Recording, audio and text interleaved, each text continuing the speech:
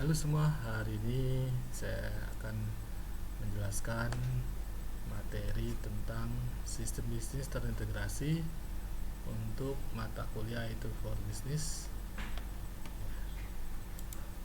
Di pertemuan hari ini ada beberapa sub materi yang akan dibahas. Ya, yang pertama pendahuluan, ya. Lalu yang kedua sistem informasi terpadu, yang ketiga arsitektur sistem informasi korporat terpadu, ya. Yang berikutnya yang keempat komponen arsitektur sistem informasi korporat terpadu, dan yang terakhir mengenai bagaimana strategi membangun sistem informasi korporat terpadu. Yang pertama pendahuluan, bisnis yang berorientasi pada pelanggan akan mengambil alih kendali kebutuhan perusahaan, utamanya dari sudut mereka akan selalu dicari suatu produk dan jasa yang dari hari ke hari semakin murah, semakin baik, ataupun semakin cepat. Misalnya di sini mereka menginginkan hal-hal yang berhubungan dengan kebutuhan, ya, kebutuhan hari-hari. Perusahaan akan dapat menciptakan dan menjual produknya secara cheaper, better maupun faster jika proses penciptaan produk atau jasa dalam perusahaan dari hari ke hari dapat dilakukan secara cheaper, better ataupun faster, ya. Jadi kita pada saat kita mau melakukan atau menjual suatu produk atau mau membuat suatu produk, ya, kita harus perhatikan dari sisi cheaper, better ataupun fasternya. Lalu bagaimana proses penciptaan produk atau jasa dapat dilakukan secara cheaper, better ataupun faster, ya, jika pengelolaan seluruh sumber daya yang diperlukan dalam proses produksi perusahaan baik memenuhi kriteria cheaper, better ataupun faster, ya. Yang pertama dari sisi bagaimana sistem informasi terpadu. Kita tahu bahwa ada suatu konsep manajemen, ya, konsep manajemen terpadu akan memperlihatkan adanya proses ketergantungan antara berbagai perusahaan yang terkait di dalam sebuah sistem bisnis. Semakin banyak perusahaan yang terlibat dalam rantai bisnis, akan semakin kompleks strategi pengelolaan yang perlu dibangun, ya. Jadi pada saat kita ingin membangun suatu rantai bisnis, ya, kita perhatikan dulu rantai bisnisnya seperti apa. Nah, semakin kompleks, maka strategi pengelolaan pun harus kita bangun, pasti akan semakin kompleks pula. Dalam perusahaan ada 3 aliran entity yang harus dikelola, ya. Yang pertama aliran produk dan jasa, ya. Lalu yang kedua aliran uang, yang ketiga dan aliran dokumen. Nah, 3 aliran perusahaan, 3 aliran entity ini yang harus dikelola secara baik oleh perusahaan, ya. Karena sangat penting mengatur aliran produk, uang dan dokumen, ya. Misalnya kita sudah lakukan produksi suatu barang, ya, berarti ada aliran produk. Nah, produk ini kita distribusikan ke para agent kita ataupun langsung ke para pemakai langsung. Nah, ada aliran uang, ya. Aliran uang ini juga berarti ada keluar masuknya uang di dalam perusahaan tersebut, maupun aliran dokumen, ya. Nah, ketiga hal ini harus benar-benar diperhatikan dalam melakukan pengelolaan perusahaan agar perusahaan tetap bisa menjalankan efektivitas usahanya, ya. Tentunya dengan konsep sistem terpadu ini, 3 aliran ini akan dapat dijalankan dengan baik. Lalu bagaimana arsitektur sistem informasi korporat terpadu? Membangun sebuah arsitektur sistem informasi korporat terpadu yang baik dapat dimulai dari melihat siapa saja yang membutuhkan teknologi. Ya, karena di sini konsepnya kita akan membuat suatu sistem informasi corporate secara terpadu. Berarti kita harus lihat dulu siapa saja yang membutuhkan teknologi tersebut. Nah, di sini digambarkan ada 4 orang yang membutuhkannya. Nah, yang pertama adalah konsumen atau pelanggan, atau kita sering sebut dengan end user. Pastikan membutuhkan berbagai jenis informasi terkait dengan produk ataupun jasa yang akan dibeli dan dikonsumsikan. Ya. Nah, si konsumen ini membutuhkan peran teknologi juga, ya. Misalnya kita mau kondisi saat ini kalau kita lihat dengan konsep belanja online, ya, para konsumen atau pelanggan kita butuhkan peran teknologi, entah itu menggunakan marketplace ataupun menggunakan media sosial dalam melakukan aktivitas jual belinya. Lalu yang kedua adalah manajemen. Nah, manajemen ini perusahaan membutuhkan suatu sistem informasi yang dapat dihandalkan untuk membantu dalam memutuskan kebijakan maupun mengambil keputusan strategi ataupun taktis yang berkualitas, ya. Manajemen pasti sangat membutuhkan peran teknologi informasi, ya. Misalnya di sini digunakan untuk membantu dalam mengambil keputusan, ya, ataupun membuat perencanaan strategi agar kualitas si perusahaan tersebut bisa lebih baik lagi.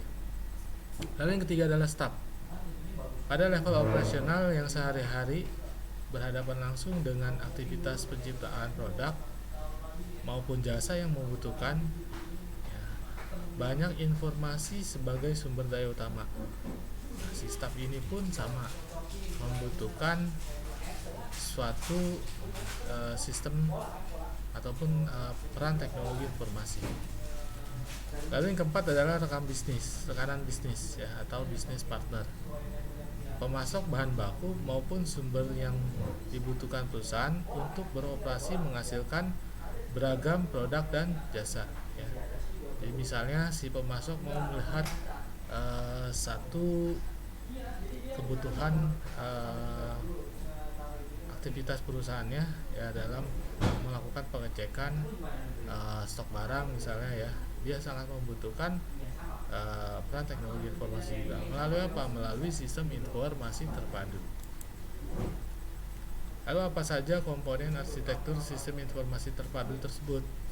Yang pertama ada Selling Change Management Information System, ya. Subsistem yang secara langsung berinteraksi dengan pelanggan agar mudah mengadakan akses terhadap produk dan jasa yang ditawarkan. Ya, jadi ada Selling Change Management Information System, ya. Lalu yang kedua adalah Customer Relationship Management Information System, ya. Subsistem yang berfungsi sebagai sarana komunikasi efektif antara pelanggan dan perusahaan. Nah, ini berhubungan dengan konsep CRM, ya, yang dapat digunakan sebagai media komunikasi yang efektif antara pelanggan dan si perusahaan, ya. Lalu yang ketiga adalah Enterprise Resource Planning Information, ya, subsistem yang secara langsung berfungsi untuk mengintegrasikan proses-proses penciptaan produk ataupun jasa dari suatu perusahaan, ya. Jadi ada di sini proses integrasi suatu proses penciptaan, mulai dari dia melakukan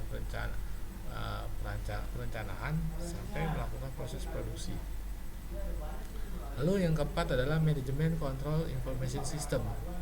Nah, subsistem ini yang bertanggung jawab memberikan data dan informasi bagi keperluan pengambil keputusan, ya, bagi pengambil keputusan manajemen perusahaan dan stakeholder lainnya. Nah, si Management Control Information System ini yang nantinya dia akan selalu memberikan data dan informasi kepada pemangku keputusan, ya. Dalam hal ini adalah si manajemen perusahaan ataupun stakeholder. Ini adalah komponen arsitektur. Selain itu, Administrative Control Information System.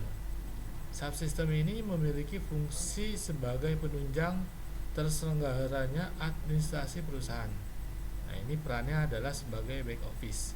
Ya, dia yang nantinya akan membantu dalam administrasi perusahaan.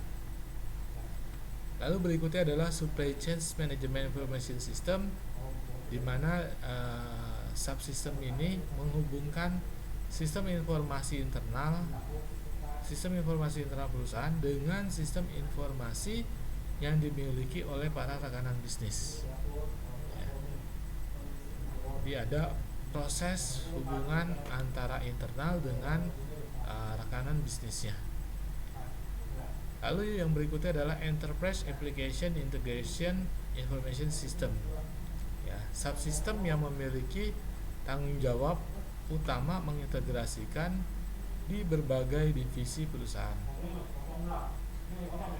Nah, di sini ada pihak yang bertanggung jawab terhadap proses information system di berbagai divisi di dalam perusahaan tersebut. Nah, enterprise application ini yang mengintegrasikan sistem-sistem yang ada di dalam perusahaan tersebut. Lalu yang berikutnya adalah Knowledge Stone Application Information System, yaitu subsistem yang memfokuskan pada penyediaan fungsi intelligence bagi perusahaan yang merupakan hasil pengolahan berbagai data dan informasi. Nah, itu adalah arsitektur ya. Nah, kalau kita lihat penggambaran dari di sini saya tampilkan strategi membangun sistem informasi. Nah, di sini ada suatu penggambaran diagram ya. Ada stakeholder, ada customer atau reseller, ada employee, ada business partner, supplier, distribution ataupun reseller. Nah, ini pihak-pihak ini sangat keterkaitan ya. Di sini contohnya stakeholder ini perannya adalah misalkan melakukan manajemen controlling ya. Si customer dia melakukan selling. Si supplier atau business partner dia melakukan supply chains ya. Si employee dia melakukan fungsi administratif kontrolnya. Nah, di dalam suatu sistem ya, di dalamnya ada proses terintegrasi seperti ini. Nah, semua ini saling terkait ya. Jadi pada saat kita mau menjual satu barang ya, kita butuh yang namanya supplier yang nantinya akan mengirimkan atau mensupport barang ke kita. Kita juga butuh customer ataupun reseller yang nantinya akan membeli produk kita atau menggunakan produk kita. Nah, ini konsep strategi membangun sistem informasi. Dari penggambaran ini utamanya peran teknologi informasi ini ada di sini ya. Salah satunya kita bisa memanfaatkan sarana atau media internet yang dapat menghubungkan ini semua. Supaya apa? Sistem bisa satu kesatuan digunakan oleh semua entiti yang ada di dalam sini. Lalu bagaimana tahapan evolusi dalam mengembangkan sistem informasi? Ya, yang pertama, integrate enterprise merupakan sebuah informasi terpadu yang mengintegrasikan berbagai modul aplikasi yang dimiliki oleh seluruh divisi ataupun bisnis unit yang ada dalam perusahaan ya. Nah, terkadang perusahaan sudah memiliki suatu sistem ya. Dia sudah memiliki suatu sistem. Lalu bagaimana sistem itu bisa diintegrasikan keseluruhan agar bisa terintegrasi di dalam satu perusahaan tersebut ya. Lalu yang kedua adalah the extend enterprise, merupakan penggabungan antara sistem informasi korporat terpadu yang telah dimiliki oleh internal perusahaan dengan satu atau lebih subsistem dari perusahaan tersebut ya. Nah, di sini kita sudah punya satu sistem informasi korporat terpadu. Nah, digabungkan kembali dengan satu atau lebih subsistem yang tadi saya jelaskan di awal ya. Kalau tadi ada sekitar 8 subsistem yang ada di dalam suatu perusahaan. Lalu the inter-enterprise community merupakan hasil dari berbagai hubungan terintegrasi sistem informasi antara perusahaan yang ada di dalam komunitas bisnis tersebut ya. Jadi ada hubungan perusahaan dengan komunitas bisnis yang ada di dalam lingkungan perusahaan tersebut. Nah, itu saja yang bisa saya sampaikan. Semoga bermanfaat.